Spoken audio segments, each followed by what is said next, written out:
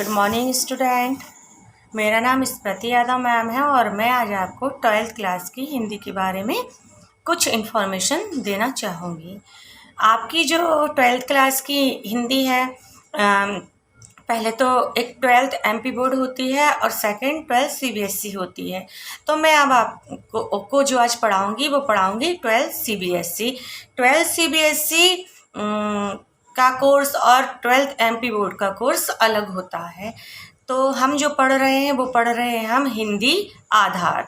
तो हमें हिंदी आधार का सिलेबस ही चेक करना है। तो पहले मैं आपको इसके सारे चैप्टर्स के नाम बता देती हूँ कि आपके 12th सीबीएसई में कौन कौन से चैप्टर हैं और कितनी बुक हैं। तो आपकी यहाँ पर 2 बुक होती हैं, एक होती है आरोह और दूसरी होती है बितान। आरोह के भी 2 पार्ट होते हैं, एक होता है काव्य भाग और दूसरा होता है गद्य काव्य। अब हमें गद्य काव्य और काव्य काव्य दोनों को ही पढ़ना और समझना है।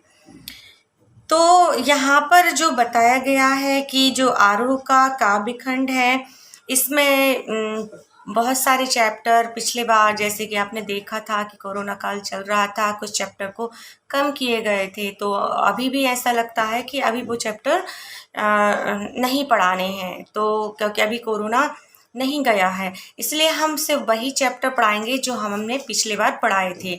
अगर बाई चांस कुछ महीने बाद पता चलता है कि हमें सारे चैप्टर पढ़ाने हैं तो मैं उनको पढ़ा दूँगी। तो आपका जो काव्य खंड है तो उसके पहले आप राइटर नेम देख लीजिए, राइटर नेम के साथ आपके चैप्टर नेम भी होंगे।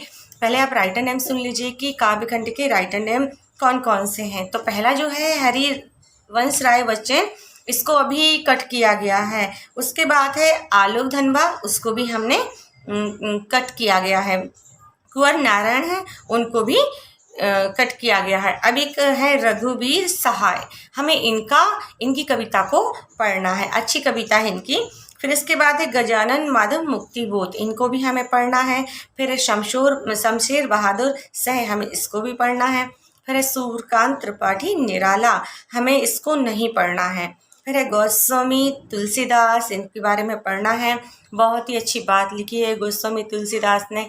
यहाँ पर जब लक्ष्मण को बाण लग गया था, जब वो संजीवनी बूटनी के लिए बोल रहे थे हनुमान जी से कि आप लेने जाओ, और जब राम विलाप कर रहे थे लक्ष्मण को देख देख कर, उसके बारे में दिया गया है। फिर है फिराक गोरखपुरी, हमें उसके बारे में भी पढ़ना है। ये सब राइटर नेम है। फिर इसके बाद है उमाशंकर जोशी, जो कि हमें अभी नहीं पढ़ना है।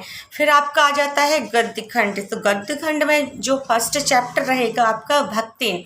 भक्तिन एक अच्छी एक लड़की की कहानी है, इसके राइटर नेम है महादेवी वर्मा। फिर इसके बाद बाजार दर्शन जिनेंद्र कुमार द्वारा लिखा गया है। इसमें बाजार की चकाचौंध के बारे में बताया गया है कि हम कैसे जब बाजार में जाते हैं तो बाजार की चकाचौंध में हम कैसे फंस जाते हैं और हमें वो चीज़ भी नहीं खरीदनी। जैसे हम बाजार जाते हैं, हम सोच कर जाते हैं कि हमें ये चीज़ खरीदनी है, लेकिन हम बाजार की चकाचौंध में ऐसे फंस जाते हैं कि जो चीज़ हमें नहीं चाहिए होती है, हमारे बजट में भी नहीं होती, फिर भी हम उसको खरीदने की कोशिश करने लगते हैं।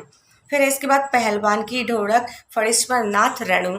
पहलवान की ढोलक भी बहुत अच्छी है। इसमें भी जैसे अभी महामारी चल रही है, उस टाइम भी एक महामारी इस चैप्टर में आई हुई थी, तो उसमें बताया गया था कि जब महामारी आती है तो आप समझ सकते हैं कि सारे संसार का माहौल कैसा होता है, दुख ही दुख होता है, कोई खुश भी नहीं होता है। आप अभी भी देख रहे होंगे। तो यहाँ पर पहलवान की ढोलक जब सबको देख रहा था कि सारे निराश हो गए हैं, तो पहलवान अपनी ढोलक बजा बजा कर सबको उत्साह भर रहा था। फिर इसके बाद है चार्ली चैप्लिन यानी हम सब, ये अभी आपका कट है। इसके बाद है नमक रजिया सज्जाद जहीर का द्वारा लिखा गया है, इसको भी अभी आपको पढ़ना है। फिर इसके बाद है शिशिर के फूल, जो अभी आपको नहीं पढ़ना है। फिर है श्रम विभाजन और जाति प्रथा, जैसे नाम से ही समझ में आ रहा है कि श्रम विभाजन और जाति प्रथा, इसके बारे में हमें पढ़ना है। ये आपके आरोह के पार्ट 1 और पार्ट 2 मतलब काव्य खंड और गद्य खंड का था। इसके बाद आपकी आती है सेकंड मतलब भाग 2 आपका जो है बितान। बितान में आपको भी है सिल्वर बीडिंग, ये मनोहर श्याम जोशी द्वारा लिखा गया है। इसको मैं आपको पहले अभी पढ़ा चुकी हूँ, ये भी अच्छी कहानी है। सिल्वर बीडिंग का मतलब तो आप जानते ही होंगे। इसके बाद है जूझ। जूझ है आनंद यादव का, ये भी बहुत ही अच्छा है। जैसे जूझ नाम से किसी चीज के लिए जूझना मतलब परेशान होना, इस सब टाइप का रहता है। इसके बाद आपका रहेगा अतीत में दबे पांव। अतीत में दबे पांव के बारे में भी आपको पढ़ना है।